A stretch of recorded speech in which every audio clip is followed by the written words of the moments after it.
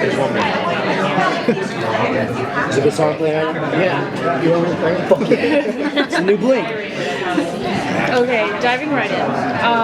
Scott has been thinking about leaving Beacon Hills. We've heard a little bit about this, and maybe what he's doing after high school. How hard is that for him to possibly leave Beacon Hills in somebody else's hands? Does he feel a responsibility that just ties him to the town? Oh, absolutely. Scott feels he is the protector of this town. I think also he feels a little guilty for the reasons why things happen in Beacon Hills. A lot of bad comes to Beacon Hills because they're in search of Scott McCall, the true alpha, and he knows this. So he knows that at the same time, Beacon Hills is still a beacon of supernatural, but he's a lot of the reason why people come there, why the bad comes there, and he's the reason why it kind of all vanishes, because he's the one who gets his pack together and kills all the evil and defeats it all. So it's kind of a bittersweet thing. He wants to make sure that Beacon Hills is going to be safe, but he's also a little nervous that it won't be safe without him. So his thought process is to make sure that his protege, Liam, is going to be ready in order to take the place of himself if he leaves, So it's still up in the air, but he's got backup plans, definitely. What was your impression personally of the Ghost Riders, and what can you tease about how Scott's going to interact with them? Let's see. My impression, it's been so hard to be shocked by any of the villains anymore, because it's just, I can't really be shocked anymore in the set of teamwork. We've done everything. And so my impression of the Ghost Riders, I was like, fuck yeah, horses, sweet. And it was a lot of fun to have the horses on the set, We got close to them hitting us, but those horses are so professional.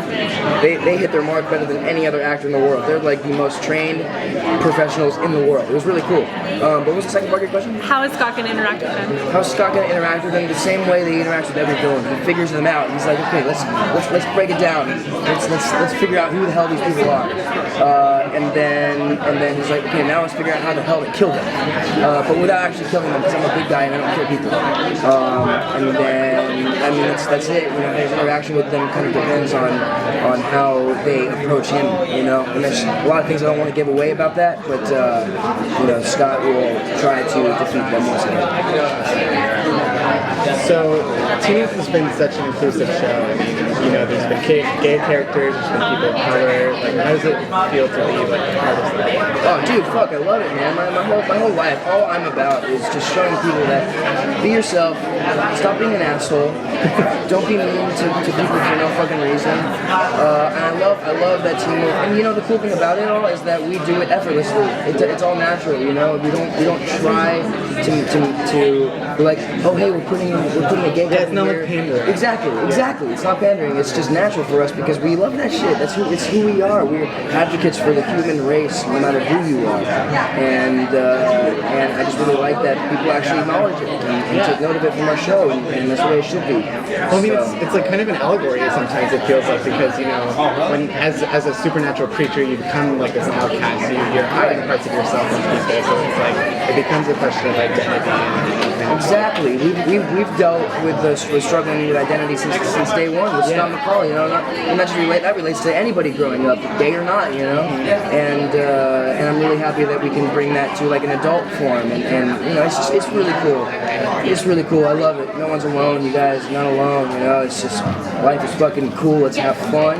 Don't be an asshole. Yeah. Don't be an asshole. Let people live their lives the exact way they want to, as long as they're not hurting anybody. So that's the way it should be. And we do a pretty good job at keeping that alive on TV, which I'm happy. That's great. Thank you so much. Of course. Is that it? I have another question. Yeah, go for it. She's not paying attention. Season 5 was about, the pack sort of broke up, came back together in the end. What are the dynamics going to be like in season 6? Season 6, so the pack kind of splitting up and then coming back together really solidified things. And that kind of carries on through season 6. You just see how strong they actually are. And you get the sense of, since high school's coming to an end and Scott's going to, thinking about moving away, you get the sense that, like, them moving away and separating from each other is a big impact on them. And you're like, fuck, this is going to be sad if this ever happens, So it's really cool. They've really built up a bond with one another especially through last season. They're closer than ever, and it's a bittersweet thing because they're closer than ever and they're more powerful than ever. But it's sadder when they're actually going to part ways if it ever happens. You know what I mean? Cool. Heck yeah. Thank you so Thank much. you.